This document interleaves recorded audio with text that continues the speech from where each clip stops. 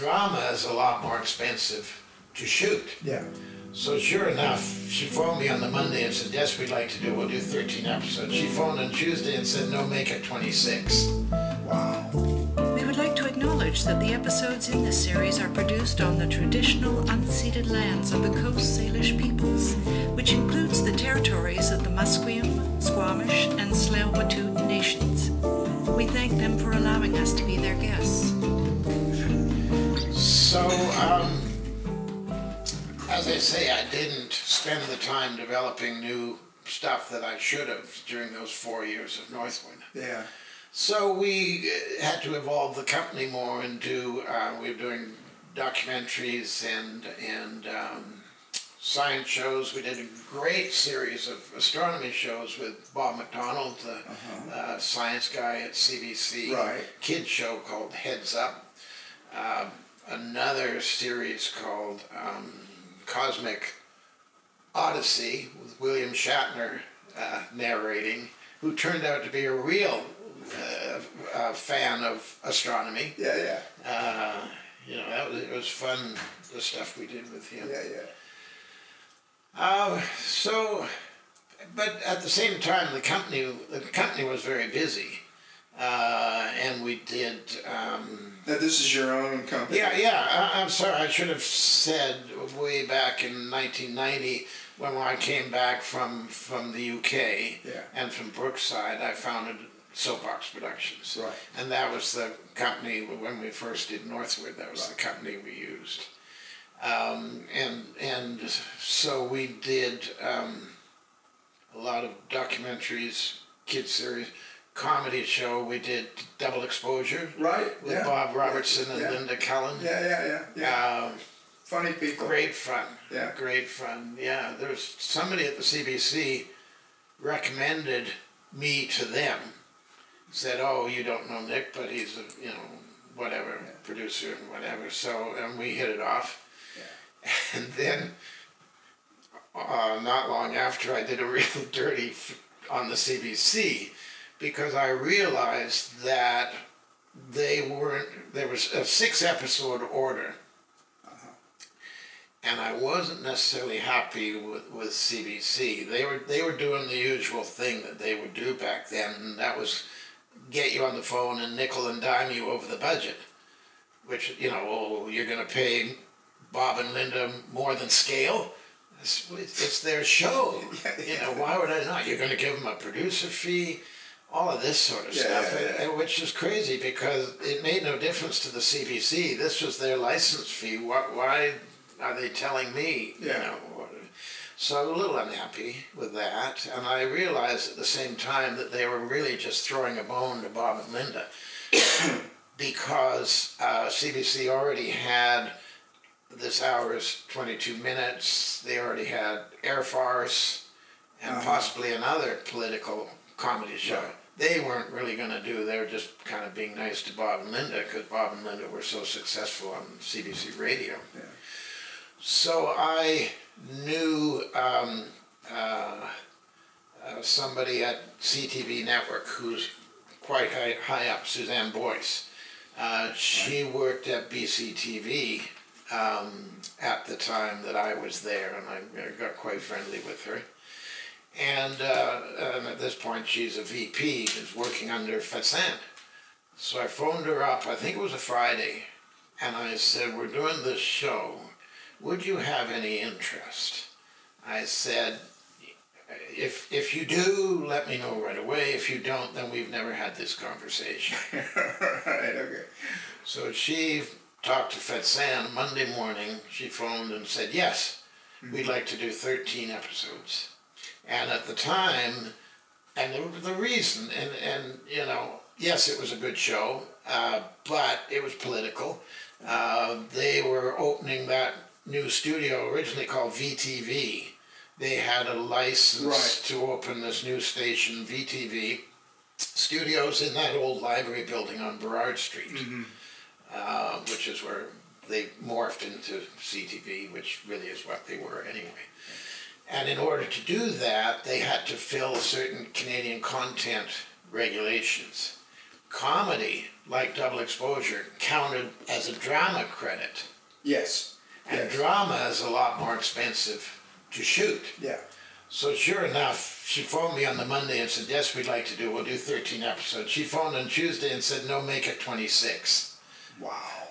So we went from 6 to 26. So Yeah. I had to phone CBC and say, sorry. We're out of here. Yeah.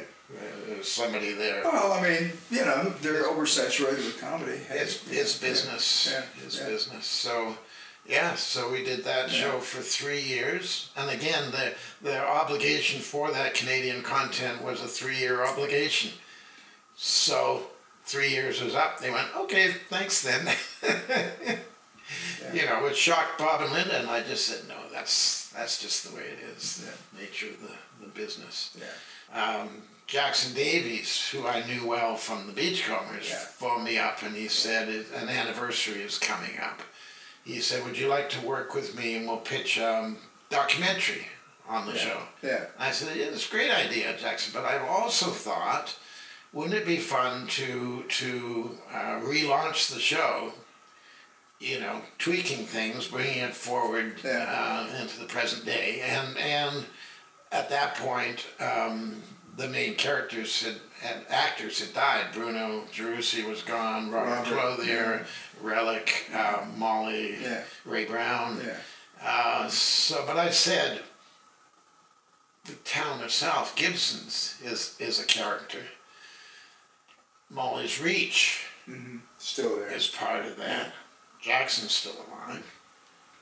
And through Jackson, he knew Dave Thomas, the comedian from SCTV. I said, why don't we use Dave Thomas as the new Molly? He takes over Molly's Reach, but he's a scam artist. Right. He's always got some deal, you know, shady deal on the go. And his niece would be played by Deanna Milligan, who then is the one who inherits some of the shares of Molly's Reach. Anyway, so we worked it out. We had Graham Greene, we had Dave Thomas, we had Jackson back, and Dave Thomas was even nice enough to fly out to Toronto at his own expense.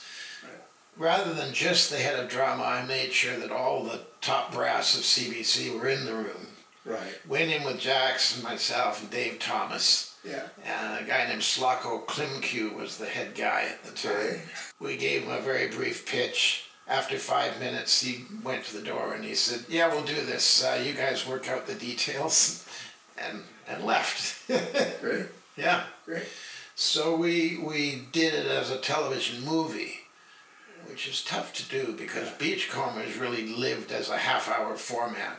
The stories weren't complex, you know, and to do an hour and a half And movie. to do a whole town and the world, build a world in Well, we came up with a decent concept where the Molly's Reach itself was under threat by a shady developer that you never really knew who it was, and, you know. And it was good, and it did well, but Slocko, after it was aired, made the decision that rather than doing a lot of series, he wanted to do more TV movies. Okay. So he said, well, we'll just do another movie. Well, I'd only negotiated the rights to do one movie in a series. Right. I had to go back again, and I won't go through all the details, but it did not go well. So who did you have to negotiate with? Well, I'm not sure you should use this, but Mark and Lynn Susan Strange. Oh yeah, who had originally created the show, right? Yeah, way back. Well, way back when, the way it wasn't even Writers Guild then, I think it was ACTRA, but the way it worked was if you wrote the first script, you had the rights. So even though Phil Keatley had done a lot of the development on the show, they ended up with it. Right. The Mark and then Susan were estranged, pardon the pun, and Mark was on board and he wrote the script, but then Susan was not so on board. So when we went back to do another movie, it took 1.5 years to talk just to talk into doing it. So so we did a Christmas movie, and it still runs today.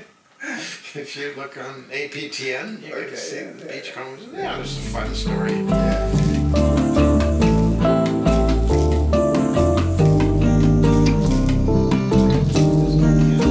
Nearing the end of Northwood, we had a lovely DOP named Doug McKay. Mm-hmm. Don't know if you ever worked with him. He was good friends with a writer named L.R. Wright, who went by the name of Bunny Wright. Bunny Wright. Yeah. And her husband John Wright, who became head of the theater department at UBC. Yeah. Yeah. He brought them to see me because Bunny L.R. Wright had written this whole series of books around this detective named Carl Alberg, which is based up on the Sunshine Coast. So, their idea at the time, what they pitched to me was, Bunny will write the script, John will direct, Doug will DOP, and you produce, because whatever, we'll do it as a low budget thing. And I hadn't read the book then, but I said that will be a hard sell, because particularly if John is directing, because he doesn't have a lot of experience, and you got to raise the money based on that. Bunny could have written a script, and if it didn't work, he can get another writer. Yeah. I said it'll be a hard sell, and it proved to be. But in the interim, I read the book and loved it. Mm-hmm. So I said, okay, we can't do it this way, but I want to option the script. Yeah. So I did. New York agent, cost me a lot of money. Yeah. I think way back then it was $25,000. That's US. a lot. That was a lot back then, for sure. And this was 30 years ago. Yeah, yeah. And tried to get it done as a feature. And originally, I think I had Nigel Hawthorne was going to play one of the leads, and Dan Petrie was going to direct. That's right. He's a well-known Canadian who did Raisin in the Sun and so many other things. Yeah. But we could never get all the funding all at once, and so it didn't work, so put it aside. I mean, that's the nature of producing, is that you've always got, a project on the go, but you pitch them, and if people aren't interested, then you move on. Right. But it was hard for me to move on from that because I really liked it, and I really believed that it could be done well. So, I don't know, maybe 10 years later, I tried again, and this time, I think Ann Wheeler was going to direct, and I managed through, let's not say out-and-out dishonesty, but when you're a producer, you sometimes have to do things to get an actor like Donald Sutherland, to be interested without putting a pay-or-play deal on the table, right? Yeah. So I managed to do it and got Donald attached, and he loved it. He loved it. We had meetings I went to Santa Barbara, where he lived at the time. He was in Vancouver. Ian Weir was going to write it. He went to Quebec and spent a weekend with Donald. And eventually, when we tried again, Donald was going to play George, the lead character. The detective was going to be William Hurt. Mm-hmm. And did we have Tilda Swinton? Somebody like that. Wow. Anyway. Wow. Would you believe, still failed to get funding from Telefilm. And Donald Sutherland, bless his heart, actually, Richard Stursberg was head of Telefilm at the time. He was very, I'll get sued for all of this, he was very meddling, or hands-on might be the more polite term. So, in fact, we got the money at one point, but in those days with Telefilm, you had to shoot right away. And it was meant to be shot in summer, and it was going to be in winter. So we thought, well, we'll just pick it up next time. But they turned us down. when we went back. Yeah. Donald Sutherland flew into Toronto at his own expense to meet with Richard Sturzberg and try and convince him that, you know, this would be a good film. Wow. The reason they turned us down was they said it was application burnout. I'd applied too many times. Sorry for the profanity. I said... But this is my show and I can say fuck. Application burnout. And I pleaded with him. I said, an audience hasn't seen this show.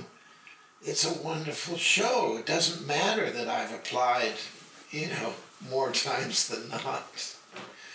So, anyway, it went down again.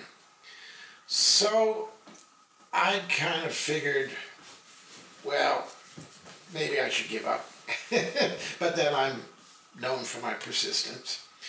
And it occurred to me that since there were 9 or 10 other novels, that perhaps the way to go was a series, not a feature film. So I bought the right or the option for all the other books. And bless the Wright family, because Bunny sadly passed away some years ago. John and his 2 daughters, Katie Wright, you probably know, and Jonna Wright, stuck with me. The number of times I had to renew it several times. One time it was like $1. I could renew it, but you know, they stuck with me. Bless their heart. And so, again, we put together all the pitch materials. I had the feature film version of The Suspect, but realized I probably should do a rewrite, you know, to use another novel. Because The Suspect is very unique. The Suspect, you know who did it right off the top, and it's more a why done it than a who done it. Yeah. The rest of the series, not necessarily so much. Plus, it starred an old man, just that one episode. Yeah. So, you know, nothing blew up. You got an old man as your lead. You know, that was probably the reason why it was tough to do as a feature. So I knew that it might be helpful to write another of the novels. Yeah. And it was a wonderful funding organization in this country called Bell Slate Fund, where you can apply and they'll give you the money to write the script, and that's what happened in this case. So now I had 2 scripts and got partnered with a company in the UK that I knew through connections and things like that, and partnered with them for 4 years. And they went out to everybody they knew, and they knew a lot of people. Also partnered with Kim Roberts here in town. He was my entertainment lawyer, but has since gone into producing. And then, because you can never have too many partners, there was a guy named Morris Ruskin who had a company called Shoreline in LA. He was going to distribute the original feature. Talked to him, he was all keen, so he came on board. Nonetheless, I think 4 years went by, and that was the length of the time of the British company's involvement. And I was thinking, still it may not happen. Right. My wife retired. She was working for the federal courts. She too was a dual citizen. Yeah. So we said, let's move to London. We were in London every year anyway. So did it. We sold the house. Took us 3/4 of a year to find a house. The crazy, archaic UK laws. You don't have a deal on a house until the day you get the key. Yeah. And we had 2 of them fall apart in that fashion. So right about the time we moved into this new house. Yeah, right, exactly. My partner is Morris Ruskin, also has a company called Mojo, and through this company they were doing. He said, well, you know, I know a guy named Jeff Wachtel. He used to be head of NBC, Universal, or one of those big companies, Lifetime. Send him the scripts. He loves them. He loves them. Oh, yeah, and we pooled the British company and Kim and I pooled our own resources and had Ian do a rewrite on The Suspect, so it was a television episode. Right. They loved the scripts. And now streaming was happening too, right? Yeah. Yeah. Yeah. They loved the scripts. Jeff Wachtel did, but he was now in his own company called Future Shack. Okay. So, and they said, well, we'd like to come on board, but there seemed to be so many partners. And I realized the UK people had done their best and their 4-year contract was up, but I'm not that kind of person who just stab them in the back, you know. So I went to them and I said, look, you know, do you have anything more to offer, you know, or should we just call it quits because we might have another partner? And they were fine, so cool. They left. Shoreline said, yeah, we'll do it, but we want half of the available fees. So still you've got all of these partners. Mm-hmm. And if it gets made, there's still lots to go around. Yeah. So then almost right away, they took it to Fox, and Fox really liked the scripts. Again, everybody has raved about the scripts. So they started working with us, and they were more and more interested. We started to tweak the scripts for them, and we got to a point where, well, it's not quite a green light, it's a flashing green light. But at this point, it was like, well, we might want to shoot it almost right away. So I flew out to Gibson's last September and started scouting locations because I knew Gibson's so well. Yes, exactly, yeah. Even though the books are set in Seashell, Gibson's is much more scenic place. Seashell has grown. And it's also kind of flat and boring. Yeah. Not people. Not people. The town. We love the town. Yeah. And of course, Gibson's near the ferry and all of that sort of thing too. So eventually they said, yeah, we want to do it. And after moving the dates around, and they went from wanting 6 episodes to, originally it was going to be 2 episodes for every book, which pleased me because the books are so complex. But then they decided they wanted to do them in 1 hour. In 1 hour? In 1 hour. Each thing book, is 1 hour. Each book, so you lose all the subtlety. Fortunately, they agreed to do The Suspect as a 2-parter. Right. You know, which is one that I was attached to for so long. Yeah. And I still hope Donald could play the old man. Donald Sutherland. And years ago, he'd suggested his son Rossif might play Alberg the detective. So I floated that notion to the others, and they picked up on it, and we got Rossif to play the lead. Oh, that's nice. Yeah, Kristen Kirk to play Cassandra. Supergirl.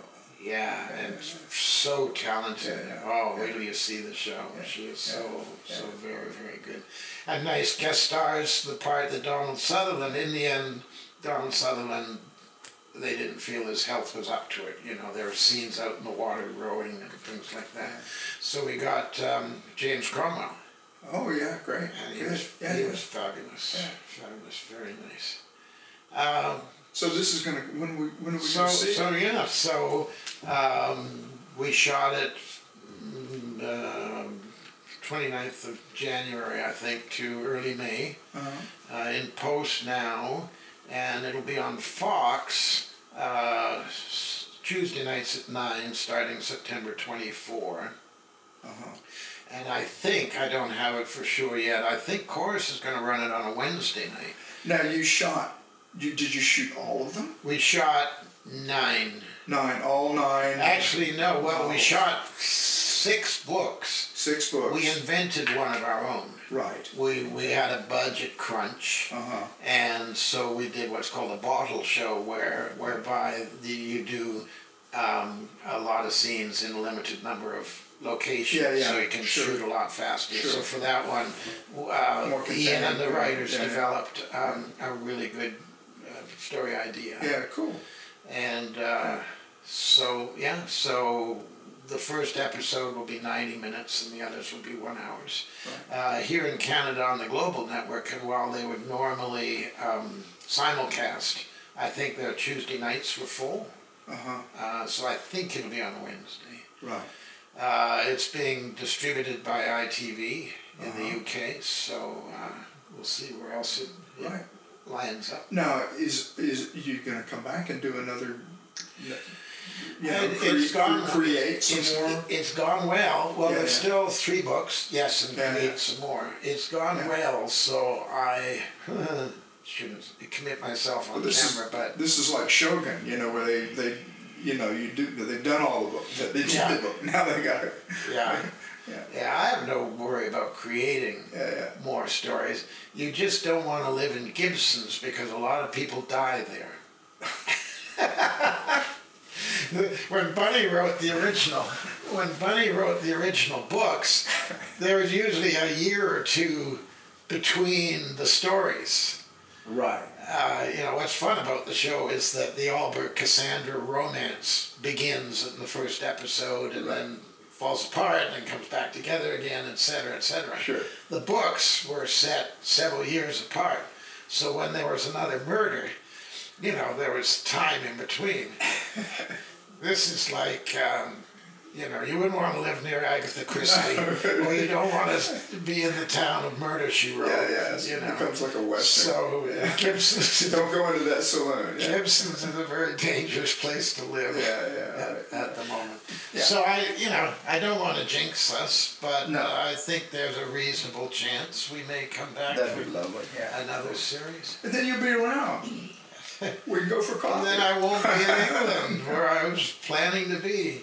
But I don't know how. If there is another season, maybe I'd spend less time, more time in the UK. I can do scripts and casting and all the things that I was doing. I can do that from over there too.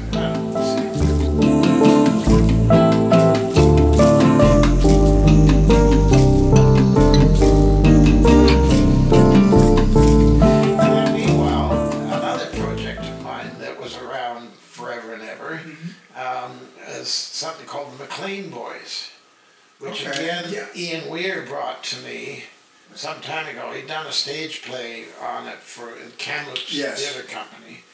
True story, 1870s British Columbia, 3 half Indigenous, half white kids growing up. The father, Scottish, kind of a mean bastard, hated Indians, but he married one. They had these kids. Then, because of his relation with Indigenous, this is all true, they was shot in the back one day. But at the same time, there was, uprising amongst the Indigenous population. And around this time, they tricked how many chiefs? 3, 4 chiefs into showing up for what they thought was a conference. Instead, they were all captured and hanged. Yeah. Very, very bad time. And these boys, their sister is raped, and they seek some retribution. But things go bad, and people get killed, and eventually there's a posse after them. They try themselves to raise the Indigenous against the whites. In those days, there was 10 times the Indigenous population of the white population. So while they were on the run, they were also trying to start this uprising, but the appetite for it had diminished. The smallpox was ravaging the bands that needed the white people, so they turned them down. And eventually, the boys are holed up in a cabin, and a posse of 100 was after them at this time, and eventually captured, taken to New Westminster Jail, and all hanged. The youngest was 14, 15, the youngest person ever hanged in British Columbia. Right. Great story. Ian wrote a fabulous script for it. Similar thing 15, 20 years ago, back to telefilm, cap in hand. I think at this point I had an American distributor, a Canadian distributor. Good old Donald Sutherland, bless his heart, was going to play the bad Donald McLean, the father of these kids. Brendan Gleeson was going to play one of the chief settler characters. Mm-hmm. Went to telefilm, and this time they told us that nobody's doing westerns. Oh God! Oh, So- dear God in heaven! Sorry. So- Is there something I could, Susie? Can I have a barf bag? Sorry. Well, of course. I got told once. Yeah. Nobody, we don't do westerns because horses are so expensive. Well, Sorry. so Don't get me started. fast forward from Yeah. then,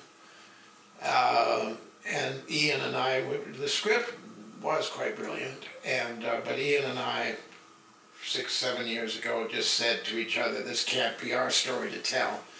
We Yeah. need an indigenous voice to write and direct this." Yeah. And very fortunately, I was introduced to a woman named Marie Clement, who is probably one of our premier writer-directors Yeah, we've with worked an with her. indigenous Yeah. background. And she knew the story already and liked it. So we are now developing it with her. Yeah. And of course the irony is, now you go to telefilm, oh, it's indigenous. Well, we have to do we have to tell these indigenous stories. So we go from the very same story where we don't do westerns, no mention of the fact that it was possibly the world's first indigenous western. Yeah. No, we don't do westerns. Now, it's an important indigenous story to tell.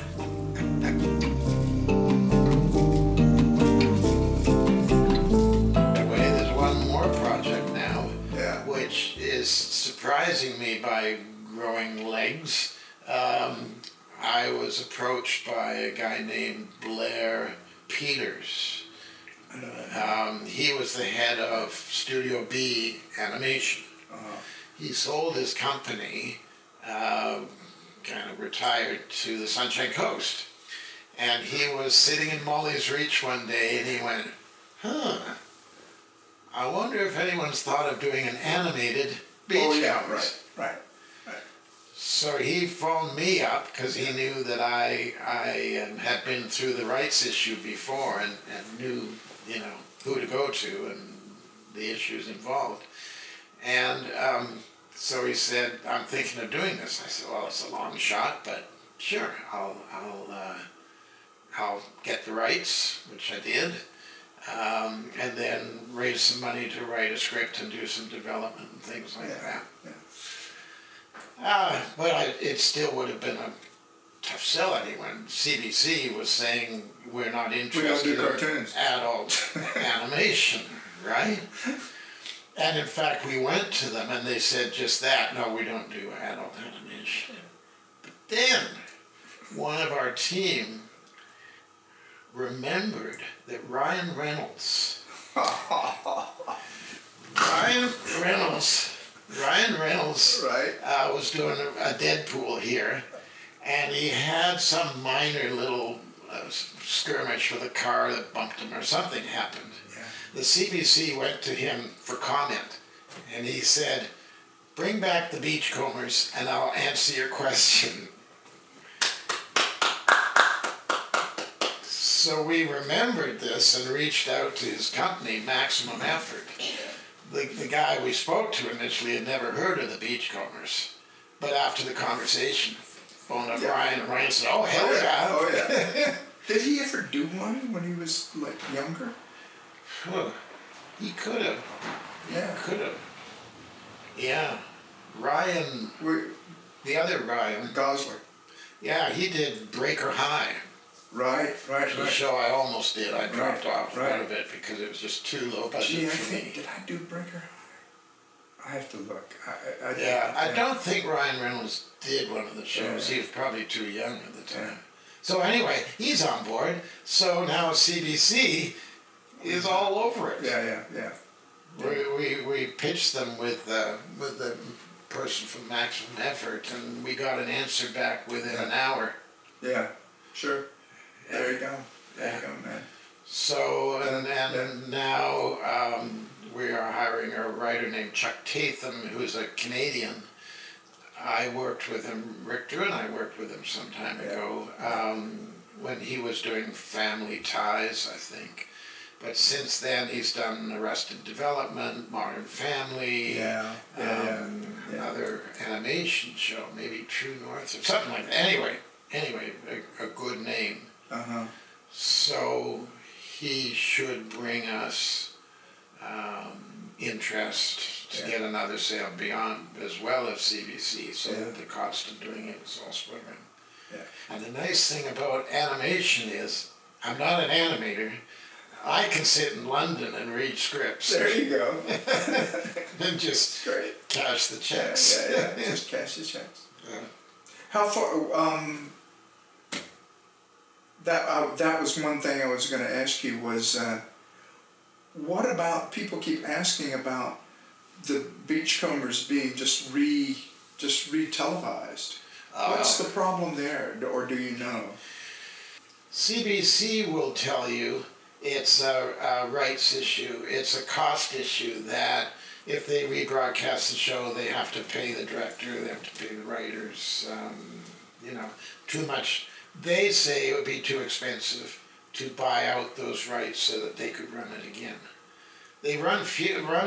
They put 4 of them on Gem recently.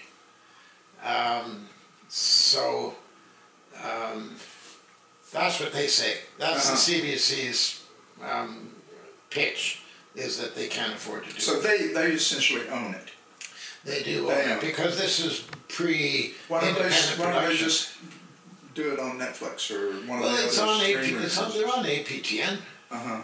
I don't know if they're on now, but they've been running on APTN. Right. So yeah, and if you can run them on APTN, you could run them on CBC. Sure. Especially now that they have Gem. Yeah. They could run it on CBC. So I don't know. I don't know why they're averse to it. Is it because, I mean, in the end, when the show was canceled, it had as much to do with the fact that we were a West Coast show and Toronto runs CBC. Yeah. So, it's always the tough thing being a producer out in the West Coast when you're fighting against Toronto and the people, who can have lunch and coffee with the executives, as opposed to us who, have to fly out and go see them. $1,000 cup of coffee. Yeah. So they are available.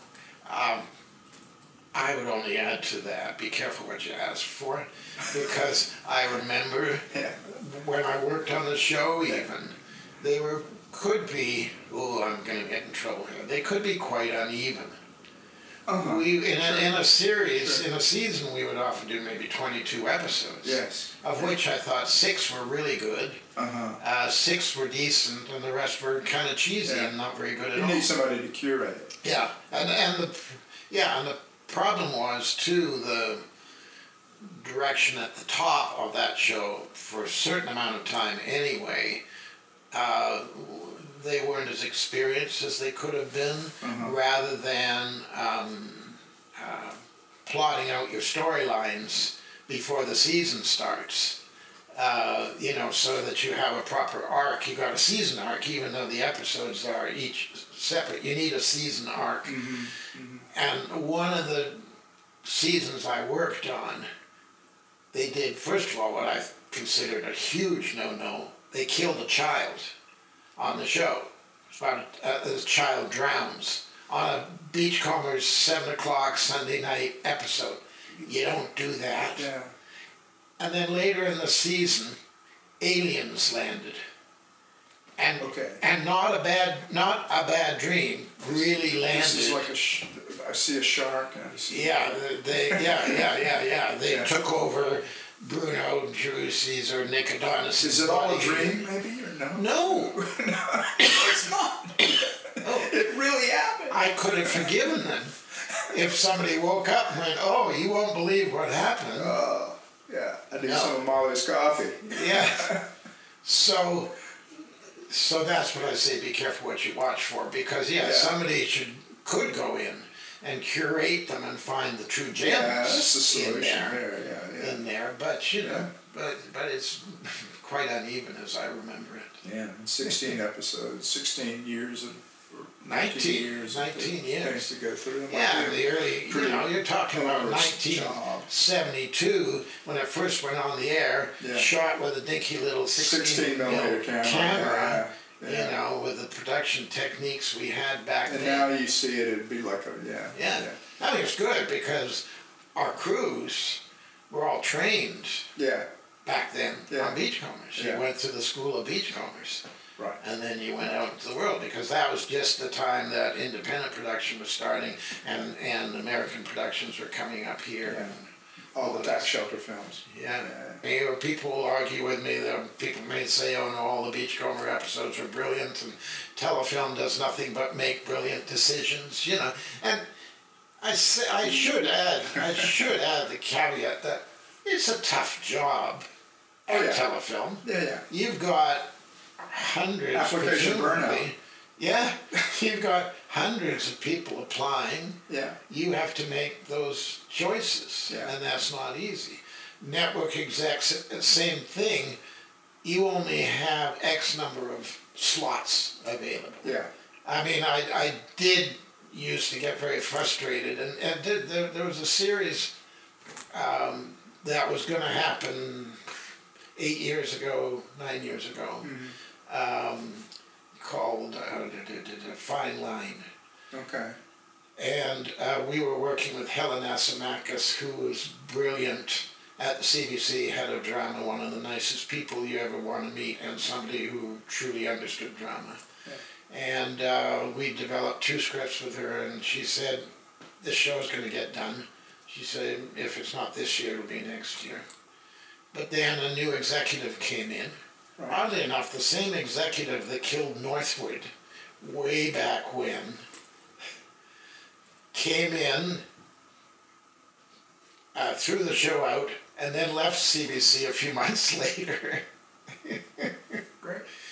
But, you know, again, for network execs, it's tough. You've only got a limited number of slots. And the problem is every time they change, they all have their own agenda, their own people, their own shows they want to do. So you got to clear the decks of other people's shows, you know, to do it. But, you know, it's a tough landscape, but, you know, we're lucky in Canada. We've got nice funding models, the tax credits. Yeah. I mean, a third of our budget on, I don't know that I ever mentioned the title of our L.R. Wright, Bunny Wright series called Murder in a Small Town. Yeah. Oh, I did. You didn't. Okay, but yes. we will. Murder in a Small Town. Yeah. Was going to be called Alberg. Tuesday nights. They didn't like the title Alberg, even though I argued there had been lots of detective shows named after the detective, you know, Columbo or what have you. Yeah. So. No, I know it's tough. It's tough doing anything in this business, but it's also sometimes defies logic, you know, and it can be enormously petty sometimes. No, I mean, I would say this, that reflecting on my life, I thought this just the other day, if I had known when I was that 5-year-old kid with my theater in the basement, and I failed to mention too, when I was between 5 and 10, not only did my parents build me the theater in the basement, we had 2 8mm movie cameras.